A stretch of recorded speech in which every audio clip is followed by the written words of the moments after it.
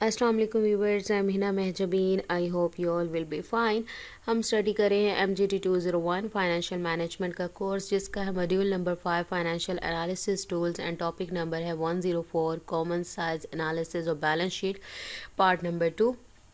But today's lecture start करने से पहले अगर आप मेरे चैनल पर न्यू हैं दैन प्लीज़ मेरे चैनल को सब्सक्राइब कर दें और बेल आइकन को क्लिक करना मत भूलेगा, ताकि अपकमिंग लेक्चर्स, डिफरेंट असाइनमेंट्स, क्विज़ेज़ और पेपर्स के नोटिफिकेशंस आप तक पहुंच जाए। लाइक भी कीजिएगा, शेयर भी कीजिएगा। ओके जी, let's start from today's lecture, that is about common size analysis. As we have discussed in previous lectures, that common size analysis actually is an analysis of one financial statement, which we also call vertical analysis, meaning that each item of balance sheet relate with its total value and see it in the form of percentage. Okay जी, previous lecture में already मैं आपको common size analysis के बारे में काफ़ी detail में बताया था, लेकिन आज भी हम कंटिन्यू रखेंगे क्योंकि बैलेंस शीट और प्रॉफिट एंड लॉस अकाउंट पर हम यहाँ पर अप्लाई करके देख रहे हैं इसे। हमने कहा था कि ये वर्टिकल एनालिसिस है, क्योंकि हमें पता है कि वर्टिकल एनालिसिस में हम वन फाइनेंशियल स्टेटमेंट के एनालिसिस करते हैं, यानी वन स्टेटमेंट लेते हैं फाइनेंशियल स्टेटमेंट, चाहे वो आप बैलेंस शीट ले लो, चाहे आप वो प्रॉफिट एंड लॉस अकाउंट ले लो, यानी एक फाइनेंशियल स्टेटमेंट ली और उसका ईच एंड एवरी जो आइटम है उसको रिलेट करते हैं हम। यहाँ पर बात हो रही है बैलेंस शीट की, ठीक है। तो बैलेंस शीट के ईच एंड एवरी आइटम को हम उसकी टोटल वैल्यू या टोटल एसेट्स कह लो या टोटल इन्वेस्टमेंट कह लो, टोटल वैल्यू ऑफ इन्वेस्टमेंट कह लो, तो उससे रिलेट करते हैं, यानी डिवाइड कर देते हैं और देन आप मल्टीप्लाई करते हो 100 से। प्रीवियस लेक्चर में ऑलरेडी मैंने इसका फॉर्मूला भी बताया था, यानी आप क्या है, each item of balance sheet divided bye करते हो टोटल एसेट्स, या फिर तो सारी एक ही चीज़ें हैं, टोटल एसेट्स कह लो या टोटल वैल्यू ऑफ इन्वेस्टमेंट कह लो, टोटल इन्वेस्टमेंट कह लो, एक ही बात है। उससे डिवाइड करते हैं, देन आंसर जो आता है उसे मल्टीप्लाई करते हैं 100 से, तो आपके पास परसेंटेज में आंसर आ जाता है, ठीक है, इस तरह से। और ये वर्टिकल एनालिसिस इस तरह से परफॉर्म की जाती है। Once we have performed vertical analysis of a given years financial statement like balance sheet, then we can also compare it with an other years common size balance sheet. तो हम दूसरे size के साथ भी इसे, यानी दूसरे के साथ ईयर की जो है वैल्यूज़ के साथ या बैलेंस शीट की कॉमन साइज जो है एनालिसिस उसके साथ भी कंपेयर कर सकते हैं। That is if there is a common size balance sheet of 2019, then we can compare it with the common size balance sheet of 2018, यानी 19 को 18 के साथ या 18 को 20 के साथ, इस तरह से आप इनको कंपेयर कर सकते हैं, क्योंकि ईच एंड एवरी आइटम लेना होता है हमने और उसकी टोटल वैल्यू से रिलेट करते हैं। और मैं इसको आपको आगे करके भी दिखाऊंगी कि किस तरह से आप इसको फाइंड कर सकते हो। Then we can see that whether the percentage of various assets with reference to total assets has changed or remains constant or it has increased in that particular year. Previous lecture में भी हमने देखा था, जब हम percentage में answer निकालते थे कॉमन साइज एनालिसिस का, तो फिर मैंने ये बताया था आपको कि कंपेयर कर सकते हो कि प्रीवियस ईयर यानी बेस ईयर एक गिवन था, एक करंट ईयर गिवन था, तो आप उसकी जो वैल्यूज़ थी उसको कंपेयर कर सकते थे कि कौन सी वैल्यू में कितना डिफरेंस आया, ज़्यादा हुई है, कम हुई है या सेम एज इट इज़ रही है, क्योंकि ये डिसीजन मेकिंग में बहुत ज़्यादा इंपॉर्टेंट होता है। आप कंपैरिजन करने से क्या पता चलता है कि आपकी जो कंपनी या बिज़नेस है उसकी परफॉर्मेंस कैसी जा रही है। तो परफॉर्मेंस अगर डाउन जा रही है तो उसमें क्या है कि उसको इम्प्रूवमेंट कैसे लाई जा सकती है, उसमें क्या चीज़ ऐड करने की ज़रूरत है, क्या रिड्यूस करने की ज़रूरत है, तो इस तरह के डिसीजन लिए जा सकते हैं, या पोजीशन क्या जा रही है। We can also do trend analysis after performing common size vertical analysis, and that also give us a very good idea whether our liquidity has improved or increased over a period of time as a percentage of total assets, or we can say that our profitability has increased or decreased over time, and likewise our liabilities and ratios of the current and the long term liabilities. आप जब vertical analysis यानी common size जो vertical analysis है वो perform करने के बाद then trend analysis भी परफॉर्म कर सकते हो इस पर। इससे क्या है, एक आइडिया मिलता है आपको कि लिक्विडिटी की हमने बात की थी कि कितना कैश इन हैंड है बिजनेस के पास, ताकि वो अपने जो एक्सपेंसेस वगैरह या फिर अपकमिंग एक्सपेंडिचर्स वगैरह हैं तो उन्हें कंप्लीट कर सके यानी फुलफ़िल कर सके। तो क्या है यहाँ पर लिक्विडिटी हैज़ इम्प्रूव यानी इम्प्रूव हुई है, इंक्रीज़ हुई है, डिक्रीज़ हुई है, यानी जो टाइम पीरियड गिवन था उसमें एज परसेंटेज यानी आप एज परसेंटेज कितने परसेंट इम्प्रूव हुए ऑफ टोटल एसेट्स। क्योंकि मैंने आपसे कहा बैलेंस शीट की बात हो रही है तो डिवाइड करना है आपने टोटल एसेट्स से। तो टोटल एसेट्स के मुकाबले में यानी कितने परसेंट आपकी वैल्यू आ रही है। सपोज करो लाइबिलिटीज़ की बात करूँ तो ईच लाइबिलिटी ले लो, ईच एंड एवरी को अलग-अलग करोगे तो 1 लाइबिलिटी है तो उसको डिवाइड कर दोगे टोटल एसेट की वैल्यू से, मल्टीप्लाई 100 करोगे तो आप बता सकते हो कि ये जो लाइबिलिटी मैंने डिवाइड की है वो कितने परसेंट आ रही है टोटल एसेट्स के, यानी मेरी टोटल इन्वेस्टमेंट के कितने परसेंट है ये। तो मैं इसको देख सकती हूँ। अगर बेस 100 की हमने बात की थी तो बेस 100 में यानी 100 में से उसको माइनस करो, यानी अगर 100 से कम आ रही है मीन्स कम है ये, अगर ज़्यादा आ रही है तो इम्प्रूव हुई है यानी ज़्यादा है। अब ये कंडीशन पे डिपेंड करता है कि ज़्यादा होने से इम्प्रूवमेंट होती है, यानी पेएबल्स की बात करूँ या फिर डेब्ट्स की बात करूँ तो इस तरह से आप लोग इसमें क्या है डिसीजन मेकिंग कर सकते हो। So everything can be seen after completing the common size analysis of one particular year. We do the comparison, यानी आप देख सकते हो, meaning that the comparison of 2 years common size statements tell us that in which year we were better, in which value of asset or profit and loss account or grow or not। यानी आप देख सकते हो कि किस साल आपकी performance, जैसे 2018 और 19 की बात की तो किस ईयर ईच भाई एक एक एटम को पकड़ोगे उसी के सेम एटम से कंपेयर करोगे तो आप क्या है कि आप बता सकते हो कि आपकी जो परफॉर्मेंस है वो कैसी गई, ठीक है। या फिर प्रॉफिट एंड लॉस अकाउंट में किस एसेट में इम्प्रूवमेंट हुई, किस में रिडक्शन हुई, या कहाँ पर ग्रोथ हुई और कहाँ पर नहीं हुई, ये डिसीजंस में काम आते हैं।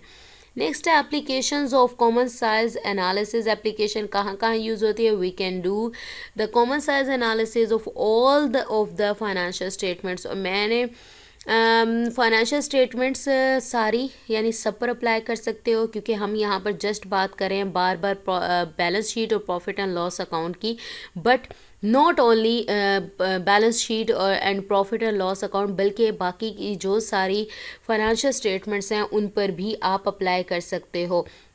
और प्रीवियस लेक्चर्स में मैंने ऑलरेडी हम लोग कर चुके हैं।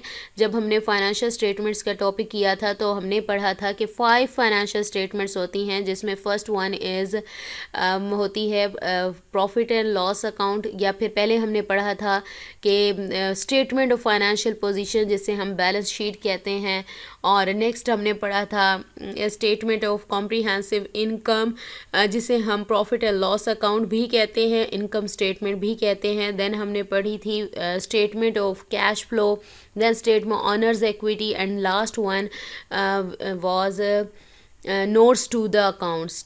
तो ये 5 स्टेटमेंट्स थी जो फाइनेंशियल स्टेटमेंट्स हैं जिनके लिए रेशोज़ वगैरह और ये सारा हम जुगाड़ लगा रहे हैं, ठीक है, ये सब कर रहे हैं। तो let's see profit I would like all the student remember that what are the financial statement which can be analyzed। तो ये financial statements हैं जिनको analyze करें, और यहाँ पर balance sheet given है। let's see इसको यहाँ पर करना है, ये इसको क्या हो गया, कट करें। ओप्स, अच्छा ये यहाँ पर नहीं आना था, ये आई थिंक मैंने इसको ऊपर नीचे किया है तो इस वजह से सारा हो रहा है। ये आपको बैलेंस शीट गिवन है कॉमन साइज एनालिसिस की। तो आपने क्या करना है, हमने पढ़ा ये आपके पास क्या गिवन है, फर्स्ट पार्ट है आपका।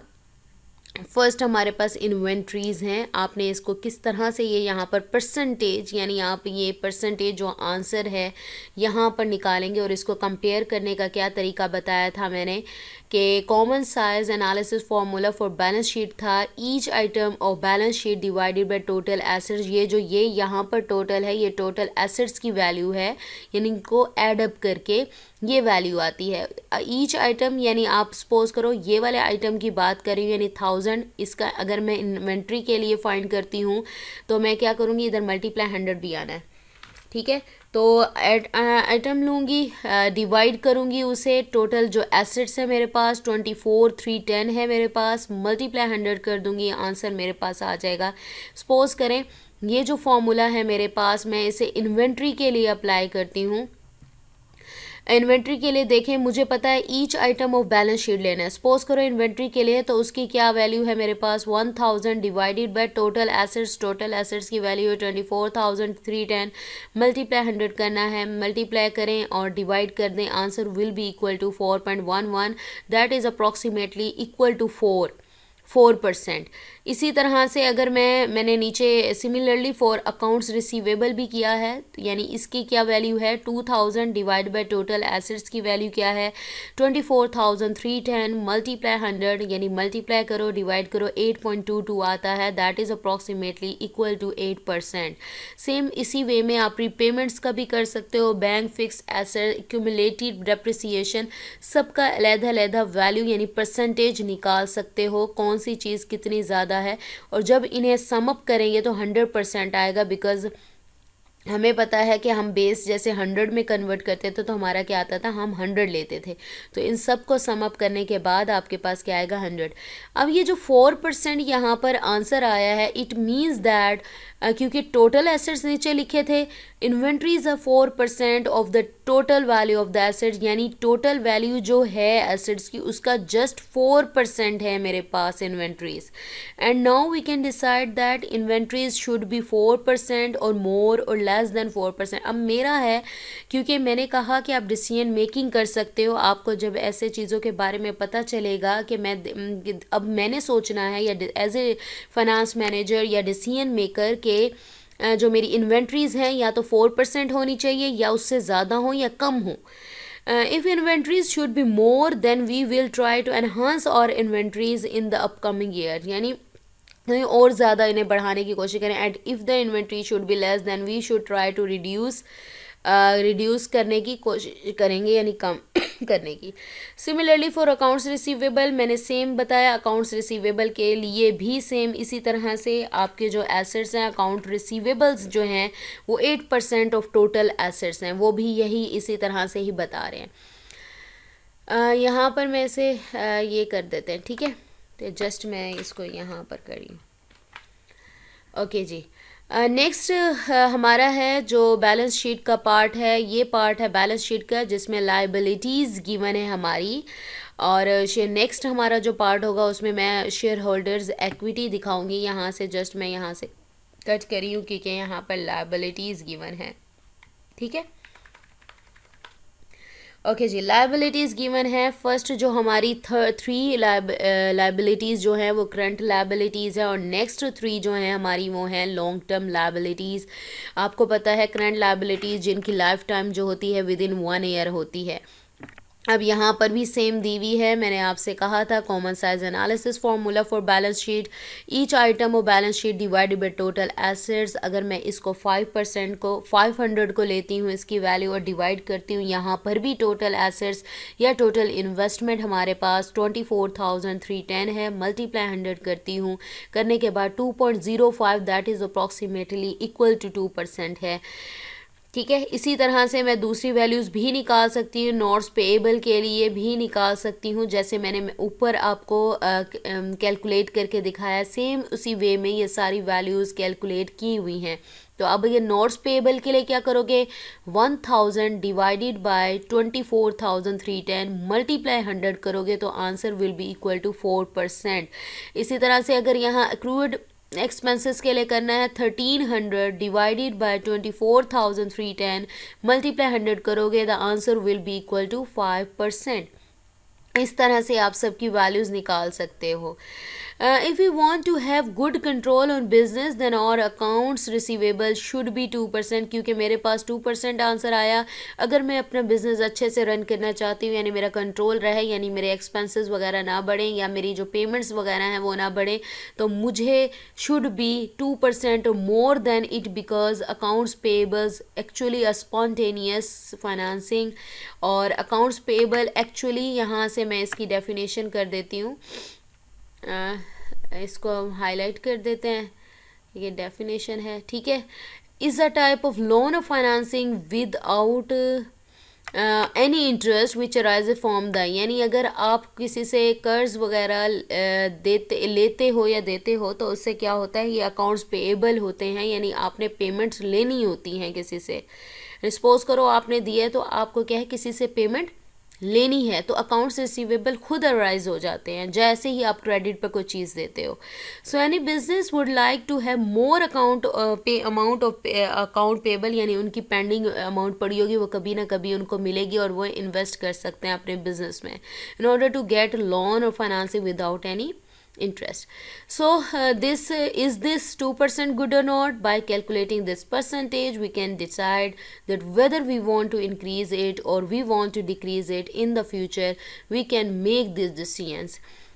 इसमें क्या है कि कैलकुलेट कर सकते हो ये 2% ठीक है या नहीं है, क्योंकि मैंने कहा कि कंट्रोल रखना है तो इसे बढ़ाओ या ना बढ़ाओ, ठीक है। ये आप लोगों ने एज डिसीजन मेकर डिसाइड करेगा, किसको देखते हुए, इन कैलकुलेशन कॉमन साइज एनालिसिस करने के बाद वो ये डिसाइड कर सकता है, कैलकुलेशन करने के बाद, जैसा कि हमने परसेंटेज में लिया है answer. So the third part is showing the balance sheet in which we have shareholders equity, जिसमें कॉमन शेयर कैपिटल आ जाता है और 4 बेसिक कंपोनेंट्स होते हैं शेयर होल्डर्स इक्विटी के, जिसमें कॉमन शेयर कैपिटल आता है, that we also call it issued subscribed and paid up capital, meaning that this is that amount against which we have been issued shares to the people, यानी जिस amount के against आपने पैसे लेकर issue किए हैं जो शेयर्स हैं उसे हम क्या कहेंगे, कॉमन शेयर कैपिटल कहेंगे। इसी तरह से नेक्स्ट जो कंपोनेंट है वो यहाँ पर है शेयर प्रीमियम अकाउंट है, and the share premium account means that if we have issued shares at a price more than the value or the par value of the share, यानी हमने जो उनकी पार वैल्यू यानी actual value थी उससे ज़्यादा price पर issue किए हैं, then whatever extra amount we get is share premium और द एडिशनल शेयर कैपिटल। जो एक्स्ट्रा अमाउंट है उसे हम शेयर प्रीमियम या फिर एडिशनल शेयर कैपिटल कहेंगे। नेक्स्ट हमारे पास है retained earning, the profit which is retained by the company for general purpose, यानी जनरल पर्पज़ के लिए जो रिटेन की जाती है मनी, यानी अपने पास रखती है, बिजनेस रखता है कंपनी, उसे हम कहते हैं retained earning. And for specific purpose यानी मखसूस मकासद के लिए जो अर्निंग रखी जाती है उन्हें हम कहते हैं रिजर्व्स। ये 4 कंपोनेंट्स हैं जो कि हमारे किसके शेयर होल्डर्स इक्विटी के पार्ट्स हैं, कंपोनेंट्स हैं। इनको भी सेम इसी वे में ही कैलकुलेट किया गया है, यानी 5000 डिवाइडेड बाय 24,000। यहाँ पर देखें टोटल एसेट्स भी 24,310 है, क्योंकि हमने पढ़ा था कि बैलेंस शीट जो होती है उसकी 2 साइड्स होती हैं, एसेट्स की, और सेकंड होती है लाइबिलिटीज़ प्लस इक्विटी की होती है। तो उसमें ये होता है कि दोनों साइड्स का जो आंसर आता है यानी बैलेंस शीट की जो अमाउंट होती है वो इक्वल आती है। जैसे 24,310 है तो उसका आंसर भी 24,310 ही आएगा। तो इसको भी सेम उसी वे में करोगे, 5000 divided by 24,310 multiply 100, answer will be equal to 20%। And similarly 1000 divided by 24,310 multiply 100, answer will be equal to 4। Similarly आप इनको भी कैलकुलेट कर सकते हो जैसे मैंने आप लोगों को बताया है। So we have completed over today's lecture here. मुझे अपनी दुआ में याद रखिएगा, अपना ख्याल रखिएगा। टेक केयर, अल्लाह हाफिज़।